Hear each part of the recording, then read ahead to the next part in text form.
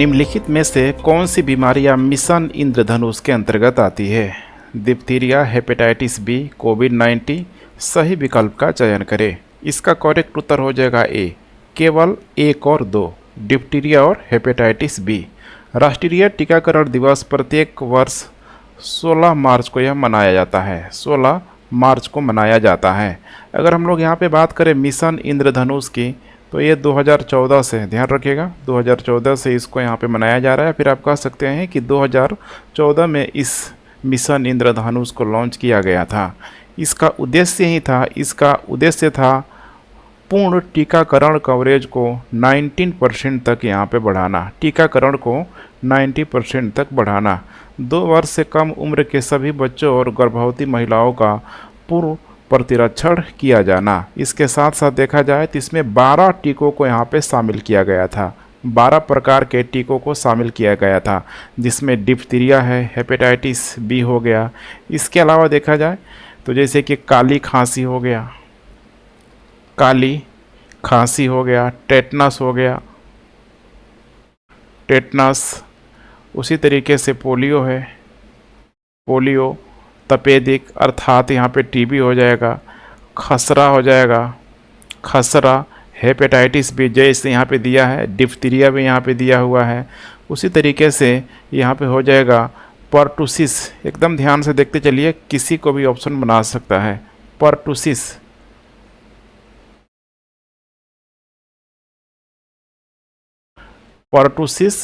इसके अलावा मेनिनजाइटिस हो जाएगा। इसके अलावा यहाँ पे निमोनिया है। वैसे ही यहाँ पे जापानी इंसेफ्लाइटिस, इसके अलावा खसरा, रुबेला। तो कुल मिला के यहाँ पे 12 प्रकार के टीकों को शामिल किया गया था। 2014 से इसे चलाया जा रहा है। इसका उद्देश्य यही है, पूर्ण टीकाकरण। निम्नलिखित में से किस देशों ने भारतीय रुपये में व्यापार निपटान के लिए भारतीय रिजर्व बैंक के साथ वॉस्ट्रो खाता खोला हुआ है? Sri Lanka, USA, United kingdom. सही विकल्प का चयन कीजिए।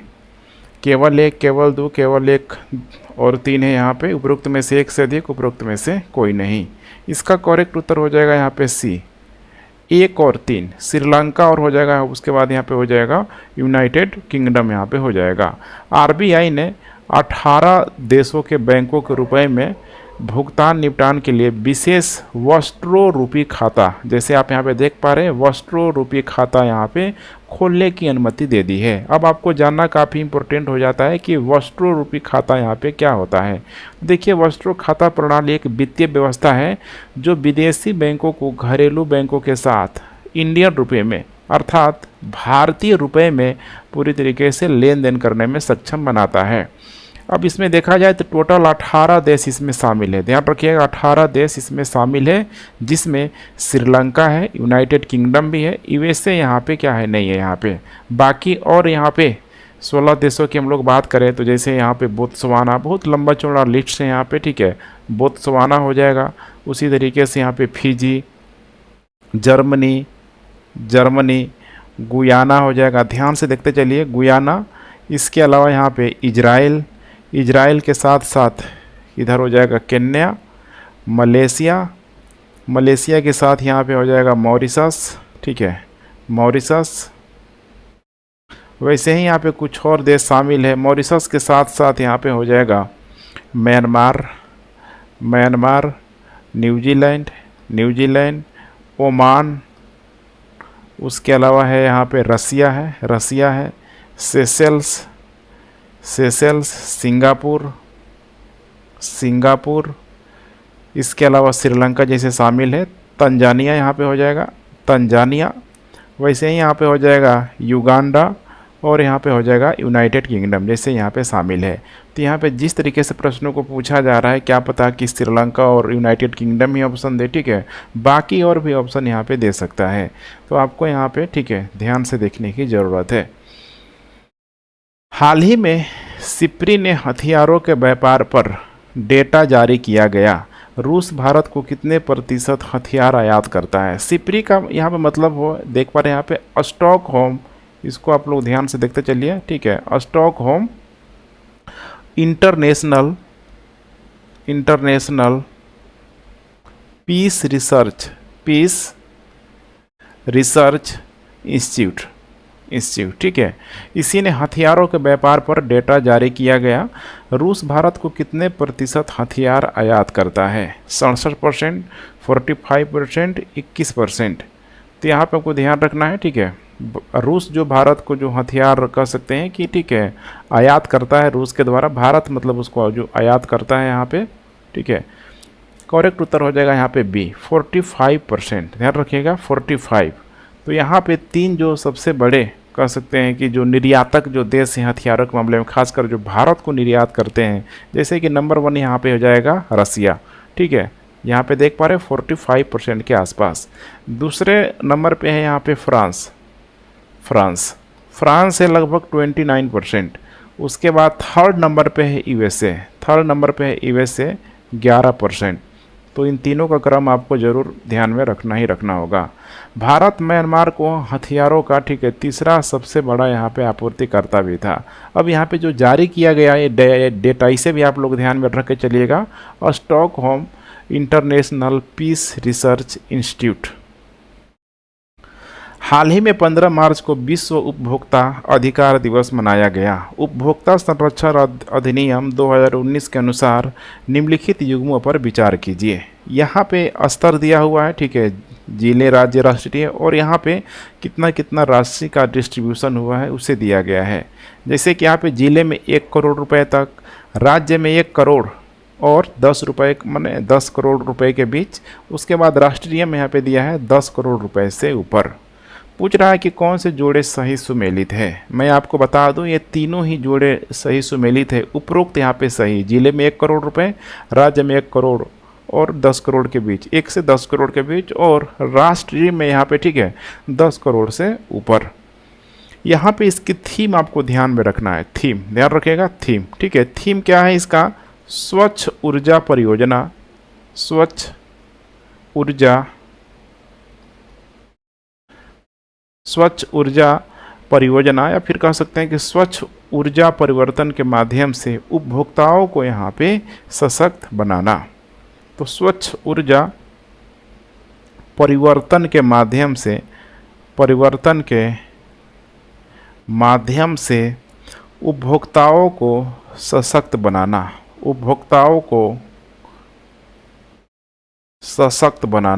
सशक्त बनाना। विश्व गौरैया दिवस 20 मार्च को मनाया गया। गौरैया किस राज्य का राज्य पक्षी है? ये तो बहुत आसान सा प्रश्न है। बिहार, झारखंड, सिक्किम, उपरोक्त में से एक से अधिक, उपरोक्त में से कोई नहीं। इसका करेक्ट उत्तर हो जाएगा यहाँ पे ए, बिहार। गौरैया बिहार का राजकीय पक्षी है। गौरैया ध्यान रखिएगा, ठीक है, घरेलू गौरैया भी जिसे बोला जाता है, जो आमतौर पर देखा जाए तो लगभग यहाँ पे 16 सेंटीमीटर यह लंबी होती है। घरेलू गौरैया का वैज्ञानिक नाम इसका काफ़ी इम्पोर्टेंट होता है, पासर पूछा जा सकता है। ध्यान रखिएगा, पासर डोमेस्टिकस एक घरेलू गौरैया का वैज्ञानिक नाम है। घरेलू गौरैया की बात करें तो यूरोप हो गया, एशिया के एक बड़े हिस्से, ऑस्ट्रेलिया, अफ्रीका और अमेरिका जैसे कई क्षेत्रों में देखी जा सकती है। सी चेंजेज क्लाइमेट कैंपेन अभियान के लिए किसे भारत का राजदूत नियुक्त किया गया है? अब यहाँ पे लगा क्या है, सी है यहाँ पे, ठीक है। सी वाला यहाँ पे फीमेल को यह इंडिकेट कर रहा है। वंदना शिवा, श्रेया घोड़ावत, कृति जुला, उपरोक्त में से एक से अधिक, उपरोक्त में से कोई नहीं। इसका करेक्ट उत्तर हो जाएगा यहाँ पे बी, श्रेया घोड़ावत को सी चेंजेज क्लाइमेट कैंपेन के लिए भारत का राजदूत नियुक्त किया गया है। अब इसके बारे में आप लोग जान लीजिए, सी चेंजेज क्लाइमेट कैंपेन है क्या। तो देखिए, जलवायु कार्रवाई में तेजी लाने के लिए महिलाओं की महत्वपूर्ण भूमिका के बारे में जागरूकता फैलाने वाला एक वैश्विक अभियान के रूप में आप इसे समझ सकते हैं। जलवायु परिवर्तन के प्रभावों के इर्द गिर्द महिलाओं की आवाज़ को बुलंद करने के लिए इक्विटी की गले लगाओ की यहाँ पे शुरुआत की गई है। ध्यान रखिएगा, इक्विटी की गले लगाओ की शुरुआत, ठीक है, थोड़ा सेंटेंस नहीं पढ़ रहा। इक्विटी को गले लगाव की शुरुआत। ये यहाँ पे कोटेशन ध्यान में रख के चलिएगा। निम्नलिखित में से कौन कोलंबो सुरक्षा कॉन्क्लेव का सदस्य है? Mauritius, Thailand, Indonesia. सही विकल्प का चयन करें। इसमें करेक्ट उत्तर हो जाएगा यहाँ पे मॉरिशस। ठीक है, केवल और केवल यहाँ पे एक होगा। अभी ध्यान में रखना होगा आपको कि भारतीय तटरक्षक क्षेत्र ने कोलंबो सुरक्षा कॉन्क्लेव के तत्वावधानों में टेबल टॉप अभ्यास के चौथे संस्करण का आयोजन किया गया। Table top.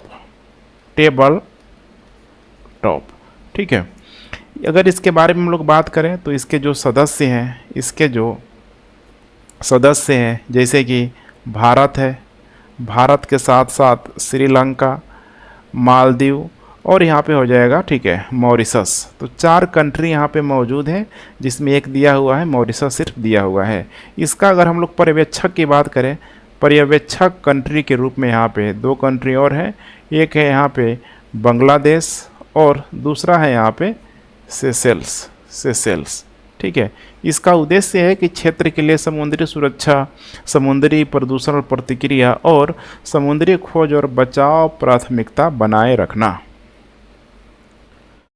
तो यहाँ पे आप देख पा रहे हैं, ठीक है, ये पूरा इधर देखा जाए, ठीक है, तो इधर आपको देखने के लिए मिल जाएगा जैसे इंडिया यहाँ पे है, ठीक है, वैसे ही इधर श्रीलंका हो जाएगा। श्रीलंका के साथ साथ नीचे आपको, ठीक है, जो 2 देश हैं इधर, ठीक है, मालदीव हो जाएगा और नीचे हो जाएगा मॉरिशस। ठीक है, इसीलिए इस मैप को यहाँ पे लगा दिया गया है। नेक्स्ट, 10वीं वर्ल्ड हैप्पीनेस रिपोर्ट 2023 में भारत का रैंक क्या है? 88, 101, 125, उपयुक्त में से एक से अधिक, उपरोक्त में से कोई नहीं। इसका करेक्ट उत्तर हो जाएगा यहाँ पे सी, 125वां स्थान है। भारत का रैंक कितना है? 125वां स्थान है। 10वीं यहाँ आपका वर्ल्ड हैप्पीनेस रिपोर्ट इसी को बोला जाता है, ठीक है, विश्व खुशहाली रिपोर्ट जो 2023 का यहाँ पे जो जारी किया जाता है, संयुक्त राष्ट्र सतत विकास समाधान नेटवर्क द्वारा यह प्रकाशित किया जाता है। यह देशों को उनके औसत जीवन मूल्यांकन के पिछले 3 वर्षों को ठीक है आधार मान के चलता है। 3 वर्षों के आंकड़े के आधार पर यह रैंक प्रदान करता है, वर्ल्ड हैप्पीनेस, ठीक है, इंडेक्स। वर्ल्ड हैप्पीनेस रिपोर्ट की जनगणना के लिए कितने कारकों पर विचार किया जाता है? 8, 6, 4, उपयुक्त में से एक से अधिक, उपरोक्त में से कोई नहीं। इसका करेक्ट उत्तर हो जाएगा यहाँ पे बी। यह 6 प्रमुख कारकों का उपयोग करता है। अब 6 जो प्रमुख कारक है, इससे भी एग्जाम में पूछा जा सकता है। जैसे सबसे पहले है यहाँ पे सामाजिक समर्थन,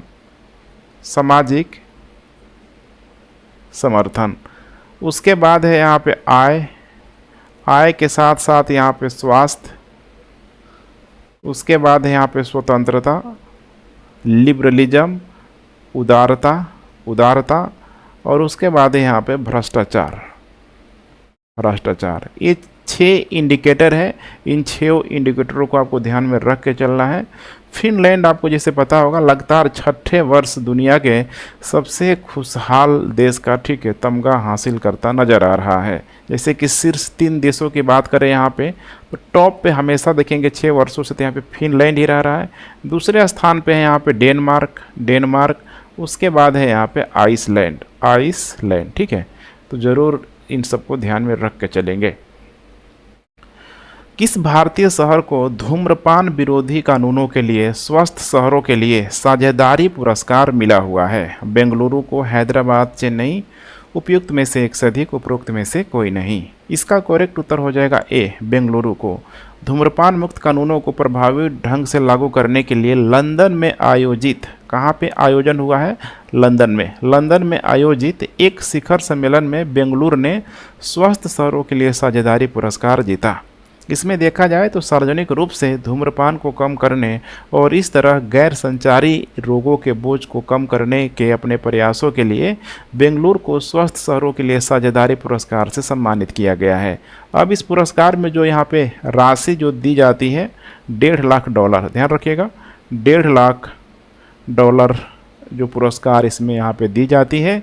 2017 में स्थापित स्वस्थ शहरों के लिए साझेदारी को रोकने के लिए, मिलकर काम करने के लिए देखा जाए तो 70 शहरों का एक वैश्विक पूरा का पूरा यहाँ पे नेटवर्क है। भारत ने आधिकारिक तौर पर 1957 में ग्रेगोरियन कैलेंडर के साथ निम्नलिखित में से कौन सा कैलेंडर अपनाया? शक संवत, विक्रम संवत, गुप्त संवत, उपरोक्त में से एक से अधिक, उपरोक्त में से कोई भी नहीं। इसका करेक्ट उत्तर हो जाएगा यहाँ पे शक संवत। ध्यान रखिएगा, शक संवत भारत का राष्ट्रीय कैलेंडर। यह ग्रेगोरियन कैलेंडर के साथ शक कैलेंडर पर आधारित है। शक कैलेंडर पर आधारित है। पहला इसका महीना काफ़ी इम्पोर्टेंट है, चैत्र होता है। ध्यान रखिएगा, चैत्र जिसको बोला जाता है। इससे 22 मार्च 1957 को 22 मार्च 1957 को अपनाया गया था। माना जाता है कि कुषाण राजा कनिष्क ने 78 ईस्वी में, 78 यहाँ पे एडी की बात की जा रही है, 78 ईस्वी में सिंहासन पर बैठा और इस तिथि का उपयोग शक कैलेंडर युग की शुरुआत के रूप में किया जाता है। तो कुषाण से इसका पूरा संबंध है। कुषाण राजा जिसका नाम था कनिष्क, यहाँ पे मैं मेंशन कर देता हूँ कनिष्क। कौन सी refinery Bharat Bangladesh friendship pipeline के तहत बांग्लादेश को उच्च गति डीजल प्रदान करेगी? Noonmati refinery, Numaligarh refinery, Bongaigaon refinery, उपरोक्त में से एक से अधिक, उपरोक्त में से कोई नहीं। इसका करेक्ट उत्तर हो जाएगा यहाँ पे B, Numaligarh refinery. PM Narendra Modi और बांग्लादेश के पीएम शेख हसीना ने 18 मार्च 2023 को संयुक्त रूप से भारत बांग्लादेश फ्रेंडशिप पाइपलाइन का उद्घाटन किया और इसका नाम है क्या है यहाँ पे? नुमालीगढ़ रिफाइनरी। ध्यान रखिएगा, नुमालीगढ़ रिफाइनरी लिमिटेड कच्चे तेल और पेट्रोलियम उत्पादों का शोधन और विपणन करती है। यह भारत पेट्रोलियम कॉरपोरेशन लिमिटेड की सहायक कंपनी है। भारत, ठीक है, बीपीसीएल, ठीक है, Bharat petroleum corporation limited BPCL की एक सहायक कंपनी के रूप में मौजूद है। तो यहाँ पे आप देख पा रहे हैं नुमालीगढ़ यही है, यहाँ पे देख पा रहे हैं पूरा, ठीक है, इसको इंडिकेट यहाँ पे किया गया है। भारत ने किस देश के साथ अपनी पहली क्रॉस बॉर्डर एनर्जी पाइपलाइन खोला है? ध्यान रखिएगा, पहली क्रॉस बॉर्डर एनर्जी पाइपलाइन खोला है। बांग्लादेश, नेपाल, श्रीलंका, उपरोक्त में से एक से अधिक, उपरोक्त में से कोई नहीं। इसका करेक्ट उत्तर हो जाएगा यहाँ पे बी, नेपाल के साथ। बांग्लादेश नहीं है यहाँ पे, ठीक है। भारत और नेपाल ने ईंधन के परिवहन के लिए एक सीमा पर तेल पाइपलाइन का यहाँ पे उद्घाटन किया। बिहार में देखा जाए तो बरौनी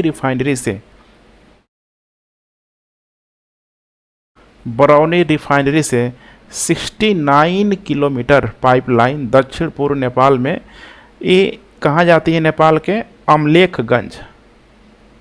अमलेखगंज तक जाती है और दक्षिण एशिया में पहली सीमा पार पेट्रोलियम उत्पाद पाइपलाइन है। ध्यान रखिएगा, बरौनी से कहाँ तक हो जाएगा यहाँ में? ठीक है, अमलेखगंज के आसपास तक हो जाएगा। दुनिया का सबसे बड़ा अर्ध कंडक्टर मैन्युफैक्चरिंग बेस किस क्षेत्र में स्थापित किया जाएगा? ताइवान, भारत, दक्षिण कोरिया, उपरोक्त में से एक से अधिक, उपरोक्त में से कोई नहीं। इसका करेक्ट उत्तर हो जाएगा यहाँ पे सी, सेमीकंडक्टर में तो यहाँ पे ठीक है दक्षिण कोरिया, ताइवान का बहुत अच्छा खासा यहाँ पे नाम है, लेकिन यहाँ पे इसका करेक्ट उत्तर हो जाएगा दक्षिण कोरिया। सैमसंग इलेक्ट्रॉनिक्स को 2042 तक सुविधा का निर्माण करने के लिए अगले 20 वर्षों में 300 ट्रिलियन की यहाँ पे बात की जा रही है, 300 ट्रिलियन डॉलर की बात की जा रही है, ठीक है। यहाँ पे निवेश करना है। अगर 300 ट्रिलियन डॉलर को बिलियन में कन्वर्ट करें तो ये हो जाएगा लगभग 230 बिलियन डॉलर, 230 बिलियन डॉलर।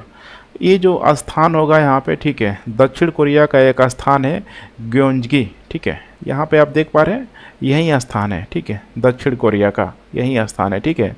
सबसे बड़ी अगर अर्धचालक कंपनियों की यहाँ पे हम लोग बात करें तो यहाँ पे हो जाएगा TSMC कंपनी, जो कि कहाँ की है? ताइवान की है, ताइवान की नंबर 1, ठीक है। उसके बाद यहाँ पे इंटेल हो जाएगी यहाँ पे USA की। वैसे यहाँ पे क्वालकॉम हो जाएगा यहाँ पे USA की, लेकिन यहाँ पे देख पा रहे हैं अर्धचालक कंपनियों में यहाँ पे, ठीक है, ताइवान अग्रणी है। PM मित्र पार्क निम्नलिखित में से किससे जुड़े हैं? खाद्य प्रसंस्करण, कपड़ा उद्योग, चमड़े का उद्योग, उपरोक्त में से एक से अधिक, उपरोक्त में से कोई नहीं। इसका करेक्ट उत्तर हो जाएगा यहाँ पे बी, कपड़ा उद्योग। कपड़ा उद्योग के लिए 7 मित्रा पार्क की स्थापना के लिए साइटों को मंजूरी दे दी गई है। अब ये जो 7 जो साइट का जो स्थान है ये काफ़ी इम्पोर्टेंट हो सकता है।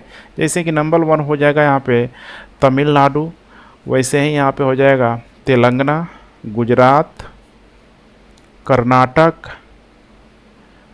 कर्नाटक, मध्य प्रदेश, उत्तर प्रदेश और उसके बाद हो जाएगा यहाँ पे महाराष्ट्र। तो इन 7 ही जगहों पे ठीक है मित्र पार्क की यहाँ पे स्थापना की जाएगी। अब इसका लक्ष्य क्या होगा, यहाँ पे लक्ष्य क्या होगा इसका, तो विश्व स्तरीय औद्योगिक बुनियादी ढांचा बनाने और क्षेत्र के भीतर नवाचार और रोजगार सृजन को प्रोत्साहित करने में मदद करने के लिए किसके द्वारा, मिनिस्ट्री यहाँ पे पूछा जा सकता है। ये मिनिस्ट्री की हो गई यहाँ पे मिनिस्ट्री ऑफ टेक्सटाइल्स, ठीक है। पीएम मित्र यहाँ पे प्रधानमंत्री मेगा एकीकृत कपड़ा क्षेत्र और परिधान के लिए इसको किया जा रहा है। 10वीं वैश्विक आतंकवाद सूचकांक 2022 में भारत की रैंक क्या है? 13वीं स्थान, 8वीं, 15वीं स्थान, उपरोक्त में से एक से अधिक, उपरोक्त में से कोई नहीं। इसका करेक्ट उत्तर हो जाएगा यहाँ पे ए। यहाँ पे आपको ध्यान रखना है, ठीक है, कि अभी जो इसको जारी किया जाता है, इसको जो यहाँ पे जारी किया जाता है global terrorism index, global terrorism, ठीक है, वैश्विक आतंकवाद जो सूचकांक है, ठीक है, जो जारी किया जाता है इंडेक्स, इंस्टीट्यूट फॉर, इसको बोला जाता है IEP, institute for economics and peace, institute for economics and हो जाएगा यहाँ पे पीस, ठीक है। तो पूरा आप देख पा रहे हैं यहाँ पे, ठीक है। इसको बोला जाता है जीटीआई, ठीक है, ग्लोबल वैश्विक टेररिज्म इंडेक्स, जीटीआई, ठीक है। तो जीटीआई की हम लोग बात करें तो प्रत्येक देश को यहाँ पे इसमें जो नंबर दिया जाता है, ठीक है, एक रेंज है 0 से 10 के बीच यहाँ पे, ठीक है, रेंज या फिर स्कोर दिया जाता है। 0 अगर किसी देश को मिला हुआ है तो इसका मतलब कि वहाँ पर आतंकवाद ना के बराबर है। 0 से जैसे बढ़ते जाएगा आगे, जैसे ठीक है, अगर 10 है तो वहाँ पे मतलब कि बहुत खतरनाक स्थिति है, ठीक है, खासकर टेररिज्म की। अब इसमें अगर भारत का यहाँ पे रैंक देखा जाए तो भारत का जो रैंक है यही है, 13वीं रैंक है यहाँ पे, और इसमें भारत का जो स्कोर है 7.175 है। सबसे जो यहाँ पे फर्स्ट जो कंट्री है यहाँ पे अफ़गानिस्तान है, अफ़गानिस्तान। इसके अगर स्कोर की बात करें तो बहुत अधिक है, 8.82, ध्यान रखिएगा 8.82। फर्स्ट कहेंगे या फिर सबसे प्रभावित कहेंगे, सबसे प्रभावित, टेररिज्म से सबसे प्रभावित क्षेत्र है अफ़गानिस्तान। दक्षिण एशिया जो क्षेत्र है सबसे खराब औसत जीटीआई स्कोर कह सकते हैं, सबसे खराब ग्लोबल टेररिज्म, ठीक है, जो इंडेक्स है वो किसका है यहाँ पे, तो दक्षिण एशिया, साउथ एशिया का क्षेत्र है। 2021-22 में बुनियादी पशुपालन सांख्यिकी 2022 के अनुसार प्रति व्यक्ति दूध की उपलब्धता यहाँ पे क्या है, प्रति व्यक्ति दूध की उपलब्धता यहाँ पे क्या है। करेक्ट उत्तर यहाँ पे हो जाएगा बी, ठीक है, 444 ग्राम प्रतिदिन। ये ठीक है, थोड़ा आपको पढ़ने आना चाहिए था, ठीक है, 512 हो जाएगा और ये हो जाएगा 44444, ठीक है, 444 ग्राम प्रतिदिन। दूध की यहाँ पे बात की जा रही है, थोड़ा सा इंपॉर्टेंट डेटा को देखने का प्रयास कीजिए। कुल उत्पादन देखा जाए भारत में तो 221.06 मिलियन टन, ठीक है, टन यहाँ पे हो जाएगा। अभी जो इसमें वृद्धि हुई है, डिमांड के अनुसार वृद्धि करना बहुत ज़रूरी है, 5.29% की यहाँ पे वृद्धि भी हुई है। इसमें अगर टॉप हम लोग स्टेट की बात करें, टॉप स्टेट की बात करें तो जैसे नंबर 1 यहाँ पे हो जाएगा राजस्थान, यहाँ पे है लगभग 15.05%, सिर्फ और सिर्फ राजस्थान प्रोडक्शन करता है। उसके बाद हो जाएगा उत्तर प्रदेश दूसरे नंबर पे है 14.93%। वैसे ही यहाँ पे हो जाएगा एमपी हो जाएगा यहाँ पे लगभग 8.06%। तो टॉप 3 जो स्टेट है दूध के जो प्रोडक्शन स्टेट जिन्हें बोला जाता है, इसे ध्यान रखिएगा। 4th में गुजरात है और 5वें नंबर पे आंध्र प्रदेश है। बुनियादी पशुपालन सांख्यिकी 2022 के अनुसार ऊन का सबसे बड़ा उत्पादक कौन सा राज्य या फिर यूटी है, केंद्र शासित प्रदेश है? गुजरात, जम्मू कश्मीर, राजस्थान, उपरोक्त में से एक से अधिक, उपरोक्त में से कोई भी नहीं। इसका करेक्ट उत्तर हो जाएगा सी। आपको ध्यान में रखना होगा, ठीक है, जैसे कि ठीक है, दूध का जो प्रोडक्शन सबसे अधिक कहाँ से हो रहा है? राजस्थान से हो रहा है। तो यहाँ पे ऊन का भी प्रोडक्शन सबसे अधिक कहाँ से हो रहा है? राजस्थान से यहाँ पे हो रहा है। कुल उत्पादन देखा जाए यहाँ पे ऊन का तो ये देखने के लिए मिलेगा 33.13 के हज़ार टन, ठीक है। ध्यान रखिएगा, यहाँ पे 1000 की यहाँ पे बात की जा रही है। अभी इसमें गिरावट देखने के लिए मिल रही है। गिरावट जो है लगभग 10.30% की यहाँ पे गिरावट देखने के लिए मिली है। ऊन के लिए जो टॉप मोस्ट जो स्टेट है एग्ज़ाम के लिए काफ़ी इंपॉर्टेंट हो जाता है, जैसे नंबर 1 यहाँ पे हो जाएगा राजस्थान। राजस्थान अकेले देखा जाए तो 45.91% का कंट्रीब्यूट करता है। वैसे ही यहाँ पे जम्मू एंड कश्मीर है 23.19%। उसके बाद हो जाएगा यहाँ पे गुजरात हो जाएगा 6.12%। चौथे नंबर पे महाराष्ट्र, उसके बाद तब जाके हिमाचल प्रदेश का नंबर आता है। टाइम मैगजीन द्वारा निम्नलिखित में से कौन सा स्थान दुनिया के 2023 के सबसे बड़े स्थानों की सूची में शामिल है? मयूरभंज, लद्दाख, वारंगल। सही विकल्प का यहाँ पे चयन करना है। इसका करेक्ट उत्तर हो जाएगा ए, 1 और 2 दोनों, अर्थात मयूरभंज, उसके बाद यहाँ पे हो जाएगा लद्दाख। टाइम मैगजीन ने दुनिया के 2023 के ठीक है महानतम स्थानों की सूची को यहाँ पे जारी किया गया है। भारत से यहाँ पे 2 स्थान है, भारत से, जैसे कि नंबर 1 यहाँ पे हो जाएगा मयूरभंज। मयूरभंज कहाँ है? यहाँ पे ओडिशा में। क्यों फेमस है यहाँ पे? तो मयूरभंज में ही देखा जाए तो पृथ्वी पर अत्यधिक दुर्लभ आप कह सकते हैं काले बाघ यहाँ पे पाए जाते हैं। काले बाघ पाए जाते हैं। किस पार्क पे पाए जाते हैं? उसका नाम है सिमलीपल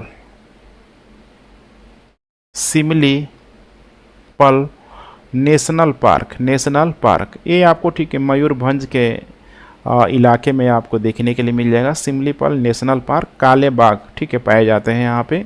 दूसरा जो फेमस क्षेत्र है यहाँ पे लद्दाख, ठीक है। लद्दाख क्यों प्रसिद्ध है? तो अल्पाइन परिदृश्य और इसके साथ साथ जो तिब्बती हो जाएगा, तिब्बती बौद्ध संस्कृति के लिए, ठीक है। 22 मार्च 2023 को बिहार ने अपने गठन के किस वर्ष को यहाँ पे मनाया? मैंने गठन के किस वर्ष को यहाँ पे मनाया, ठीक है। कौन सा यहाँ पे वर्ष मना है? 110, 111वीं, 112वीं, उपरोक्त में से एक से अधिक, उपरोक्त में से कोई भी नहीं। इसका करेक्ट उत्तर हो जाएगा यहाँ पे बी, 111वीं। ध्यान रखिएगा, बिहार का जो गठन दिवस कब मनाया जाता है पता ही होना चाहिए आप लोगों को। 22 मार्च को यह मनाया जाता है। 2023 में जो यह मनाया गया कौन सा गठन था? ये 111वीं, ठीक है। इसकी जो थीम थी, इस थीम को पूछा जा सकता है युवा शक्ति बिहार की प्रगति। युवा शक्ति बिहार की प्रगति। बिहार को 22 मार्च 1912 को ठीक है बंगाल से ठीक है बिहार को अलग किया गया था। कब? 22 मार्च 1912 को यहाँ पे अलग किया गया था। तो उसके आधार पे भी आप ये देख पा रहे हैं नंबर, ठीक है। स्टैचू ऑफ नॉलेज का उद्घाटन किस राज्य में किया जाएगा? महाराष्ट्र, मध्य प्रदेश, केरल, उपयुक्त में से एक से अधिक, उपरोक्त में से कोई नहीं। इसका करेक्ट उत्तर हो जाएगा यहाँ पे ए। महाराष्ट्र सरकार ने 75 फीट ऊंची स्टैचू ऑफ नॉलेज के लिए मंजूरी दे दी गई है। कहाँ इसकी स्थापना की जाएगी? लातूर शहर में। ये वही शहर है जहाँ पे पानी की बहुत अधिक किल्लत देखने के लिए मिलती है। लातूर शहर में डॉक्टर BR अम्बेडकर को समर्पित किया जाएगा। भूमि पूजन जो समारोह है ऑलरेडी 14 अप्रैल को अम्बेडकर की जयंती पर किया गया। तो ध्यान रखिएगा 14 अप्रैल जो है अम्बेडकर की जयंती भी है।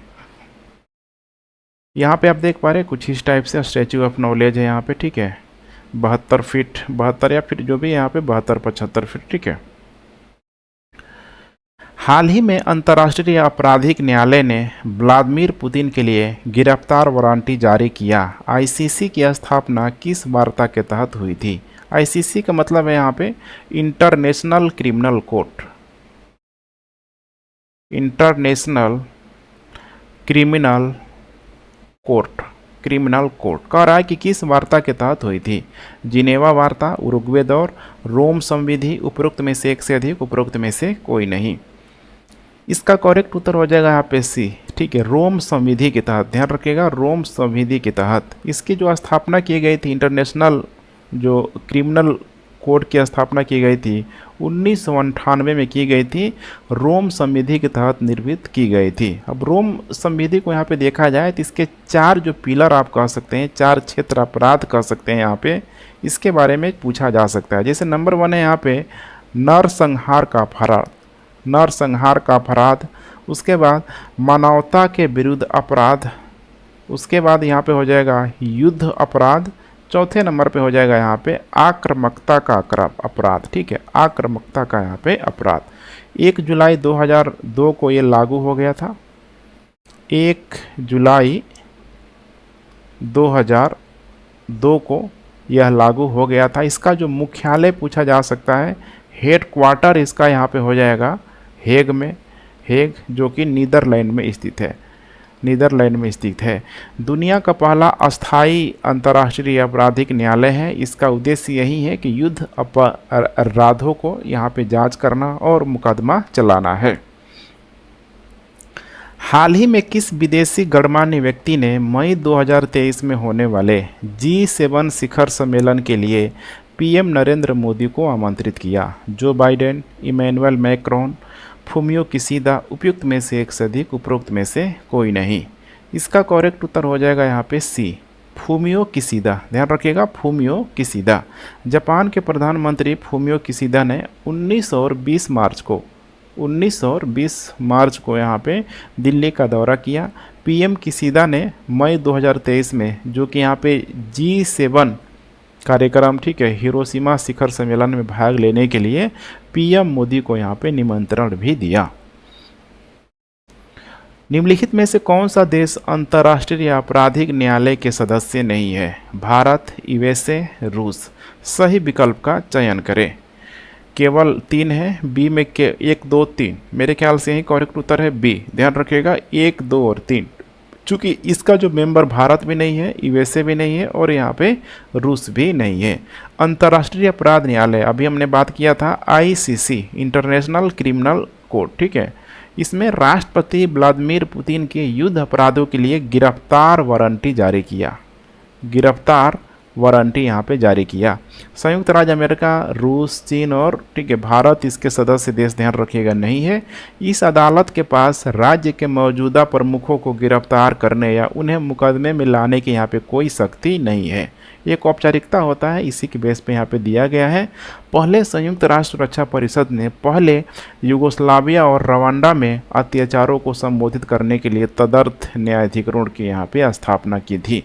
अब इसमें ध्यान रखिएगा भारत, यूएसए, रूस हो जाएगा। इसके अलावा यहाँ पे चीन भी इसका मेंबर नहीं है। Call before you dig, see but यहाँ पे देख पा रहे हैं, डिग भी बोला जाता है, ठीक है। ऐप किस मंत्रालय से जुड़ा हुआ है? संचार मंत्रालय, खान मंत्रालय, सड़क परिवहन और राजमार्ग मंत्रालय। इसके अलावा उपयुक्त में से एक से अधिक, उपयुक्त में से कोई नहीं। इसका करेक्ट उत्तर हो जाएगा यहाँ पे ए, संचार मंत्रालय। पीएम नरेंद्र मोदी ने call before you dig app launch किया। किसके द्वारा यह इसको चलाया जा रहा है यहाँ पे? तो संचार मंत्रालय, संचार मंत्रालय के द्वारा चलाया जा रहा है, उसी मिनिस्ट्री के अंतर्गत यह कार्य कर रहा है। इसका उद्देश्य यहाँ पे क्या है? उद्देश्य समझने की कोशिश कीजिए। जैसे कि असंगठित खुदाई और उत्खनन के कारण होने वाली ऑप्टिकल फाइबर केबल जैसी अंतर्निहित संपत्तियों को नुकसान से यहाँ पे बचाने के लिए, नुकसान से बचाने के लिए किसको यहाँ पे? तो जहाँ जो भी यहाँ पे ऑप्टिकल फाइबर जो केबल है, ऑप्टिकल फाइबर केबल है, जो कि पूर्ण कहीं ना कहीं यहाँ पे परिवर्तन करता है, जिसकी वजह से इंटरनेट की स्पीड बहुत यहाँ पे अधिक हो जाती है। ठीक है, तो इसी को यहाँ पे पूरा मॉनिटरिंग करने के लिए किया गया है संचार मंत्रालय के द्वारा। हाल ही में किस भारतीय शहर को स्वस्थ शहरों के लिए साझेदारी पुरस्कार 2023 से सम्मानित किया गया है? श्रीनगर, बेंगलुरु, त्रिशूर, उपरोक्त में से एक से अधिक, उपरोक्त में से कोई नहीं। इसका करेक्ट उत्तर हो जाएगा यहाँ पे बी। ध्यान रखिएगा, बेंगलुरु। बेंगलुरु को तंबाकू नियंत्रण, विशेष रूप से सार्वजनिक स्थानों पर धूम्रपान को कम करने के प्रयासों के लिए यहाँ पे पुरस्कार से सम्मानित किया गया है। ये बहुत अच्छी बात है, जैसे कि खासकर ग्रामीण इलाकों में देखेंगे तो तंबाकू हो गया, धूम्रपान हो गया, देखते होंगे यहाँ पे, मतलब पब्लिक प्लेस वगैरह सब जगह यहाँ पे किया जाता है। तो बेंगलुरु में इस पे काफ़ी हद तक नियंत्रण किया गया है। अन्य पुरस्कार विजेता है यहाँ पे, अन्य जो कंट्री है यहाँ पे, जैसे कि मोंटेविडियो जो कि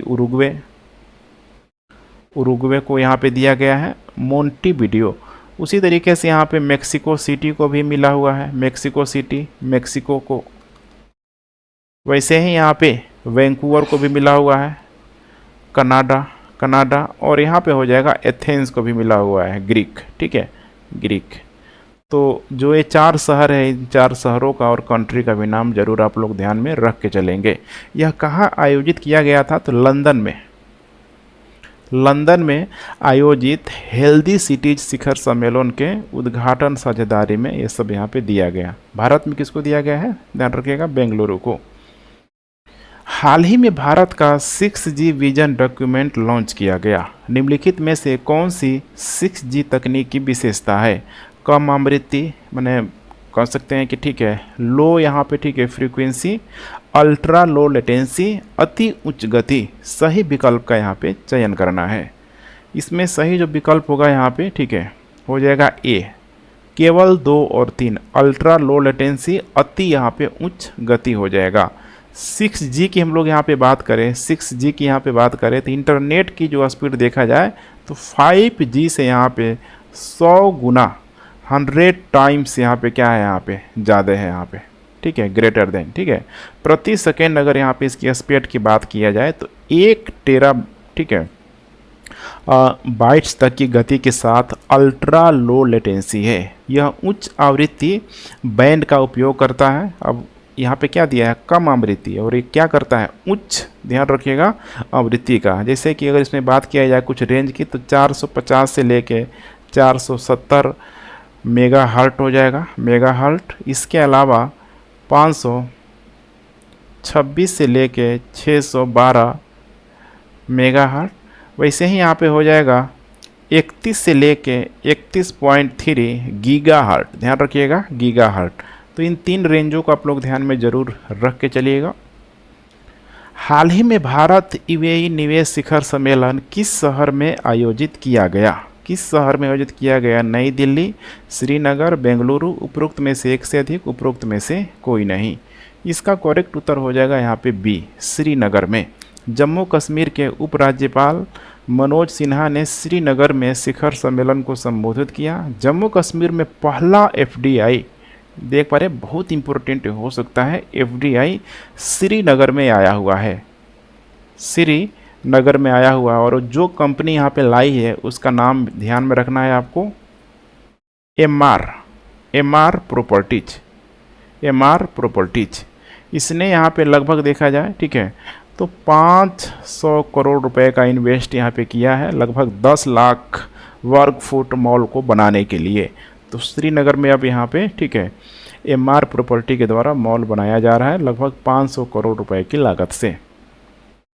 भारतीय वन्यजीव संस्थान ने एशियाई शेरों के स्थानांतरण के लिए किस संरक्षित क्षेत्र को चुना है? वर्धा वन्यजीव अभयारण्य, Mukundra hills tiger reserve, Madhav राष्ट्रीय उद्यान, उपरोक्त में से एक से अधिक, उपरोक्त में से कोई नहीं। इसका करेक्ट उत्तर हो जाएगा यहाँ पे ए, वर्धा वन्यजीव अभयारण्य। ध्यान रखिएगा, वर्धा वन्यजीव अभयारण्य। वर्धा वन्यजीव संस्थान गिर राष्ट्रीय उद्यान से लगभग देखा जाए तो 100 किलोमीटर यहाँ पे दूर है, मतलब दूर है यहाँ पे। ठीक है, वहीं गिर राष्ट्रीय उद्यान, ठीक है, जो कि गुजरात में स्थित है, वहीं से 100 किलोमीटर की दूरी पर स्थित है। भारतीय वन्यजीव संस्थान द्वारा लायन 8 लायन एट एट हो जाएगा, ठीक है। 2047 ए विजन फॉर अमृतकाल शीर्षक वाली रिपोर्ट यहाँ पे तैयार की गई है। गुजरात सरकार ने राज्यों में 40 वयस्क और उपवयस्क शेरों को वर्धा वन्यजीव अभयारण्य में स्थानांतरित करने की योजना बनाई है, इसीलिए यह अभी चर्चा में है। बिहार दिवस पहली बार कब मनाया गया था, ये भी इम्पोर्टेंट है यहाँ पे, ठीक है। 2006, 2010, 2015 उपयुक्त में से एक से अधिक, उपरोक्त में से कोई नहीं। पहली बार सबसे पहले जो देखिए बिहार दिवस मनाया गया था, ठीक है, 2010 में मनाया गया था। 22 मार्च 1912 को, मैंने कुछ देर पहले चर्चा भी किया हुआ था, 22 मार्च 1912 को बंगाल प्रेसिडेंसी से बिहार के अलग होने की याद में बिहार दिवस मनाया जाता है। यह जो दिन है पहली बार